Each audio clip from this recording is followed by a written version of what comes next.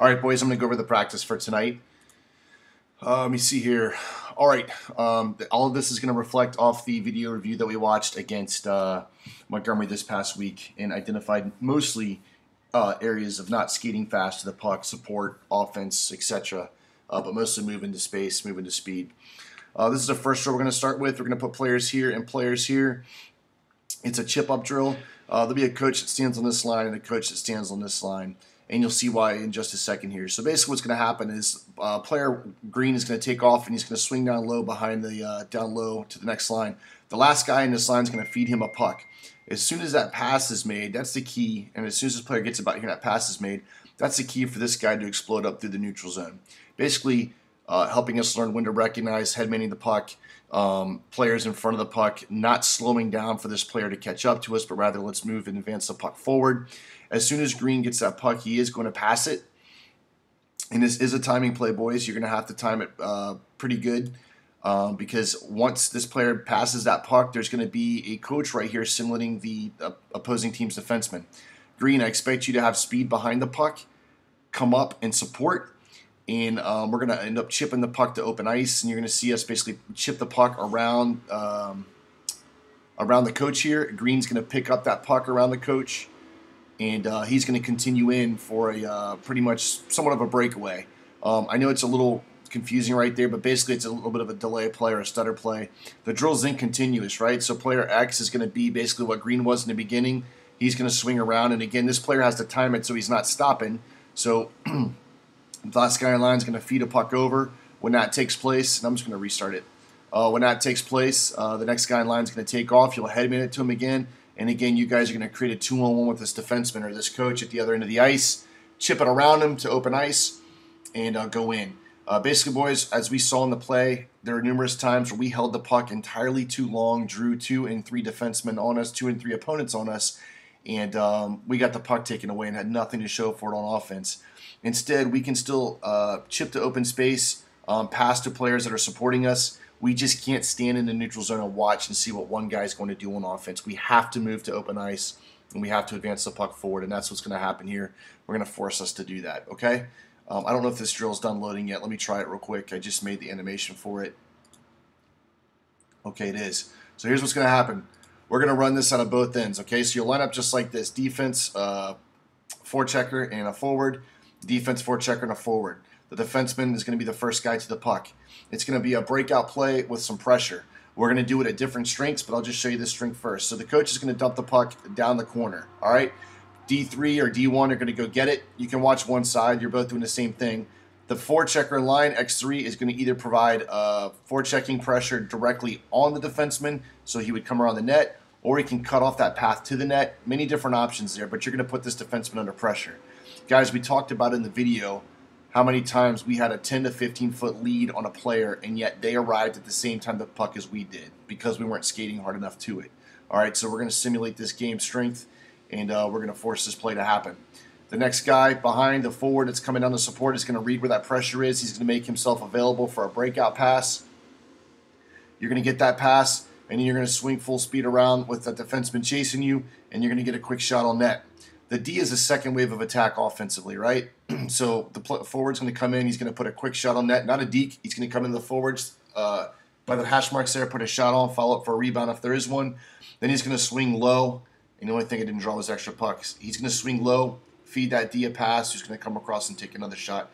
That forward can go in front and deflect if he wants.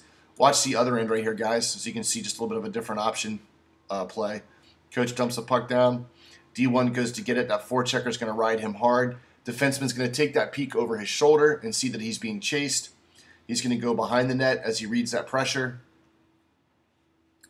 This forward, who can be the center, is going to see that. He's going to open up, always facing the D. He's going to get a quick pass, and then the same thing happens. He's going to come down the center of the ice in the second wave of attack again. Then we'll mix it up. We'll throw 2 defensemen down with 1 or 2 forecheckers. You guys have to read reverses and switches, etc., and make decisions from there. The big thing here is recognizing the space that you have. The faster you get down there, the more time you buy yourself to make a breakout play, which is something we did not do very well managing the puck last week. All right, we're going to split up and do this at both ends of the ice. I like this drill. Again, it focuses on some offense and taking shot opportunities. So Basically, we'll line up 2 defensemen at the blue line. 1D is right there. Same thing's happening down at this end. Forwards line up in the corner with pucks. F1's going to take off with the puck. Don't do that to me. Let's see here. F1's going to take off with the puck, and he's going to put that shot on net. All right.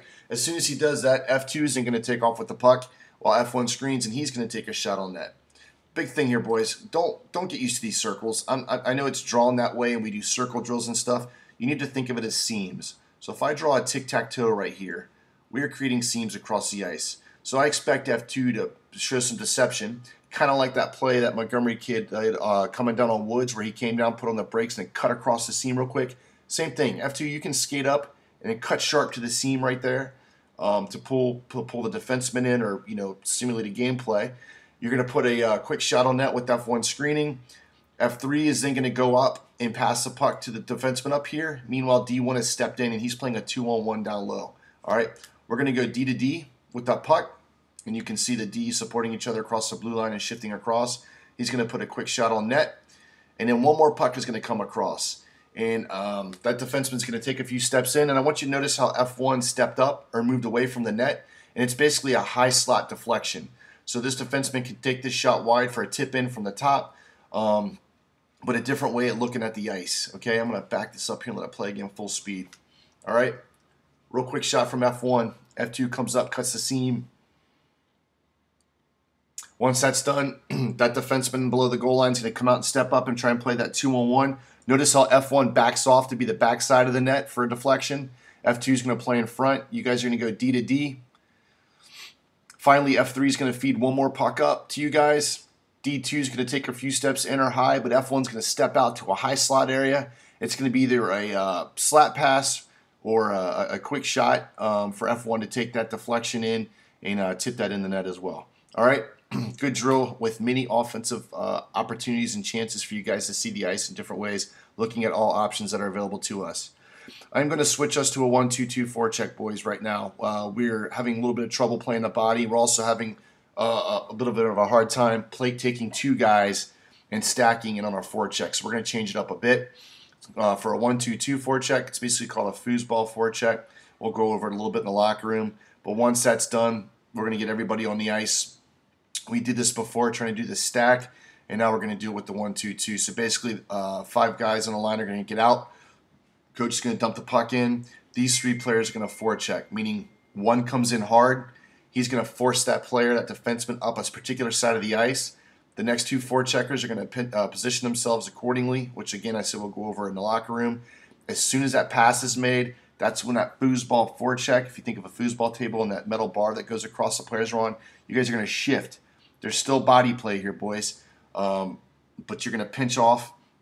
Play the body there. Hopefully it separates the man from the puck, and then you guys create the turnover. If these players are able to get out, they're going to skate it up. The 3 forwards are going to skate it up. They'll come up and dump the puck on blue, and then this is a continuous drill. Okay. By that time, the other team should be coming out on the ice. I'm going to drill this forecheck into you, boys, and see. We're going to do it half ice until I'm comfortable that we understand it, so we can apply it this weekend. We've got to generate some more offense in the offensive zone as well.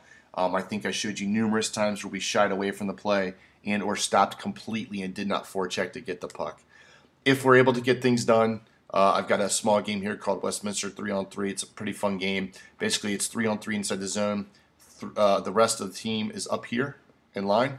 Let's say X's score. They get to stay. O's have to get off. These 3 new players will come in and take their spot. And the 3 new players that came in, you guys can use the next 3 people in line as bumpers anytime you want to pass the puck out to them. These 3 guys that scored and stay on cannot. So basically, you almost have like a 6-on-3. All right? And then, again, whoever scores gets to stay on, and we go from there. Guys, I expect you guys to bring the intensity and the speed tonight. If I do not see it, and I see remnants of this past weekend, well, we will put the pucks away and learn to skate full speed. We will learn to cover our man, to get on top of our man, not give them any space, just like we did in our shadow drill on Tuesday night. All right, guys, the next 4 games are very tough. I could care less what that outcome is, but I do expect us to play our team game, and I expect us to play it at 110%, boys. All right, see you tonight.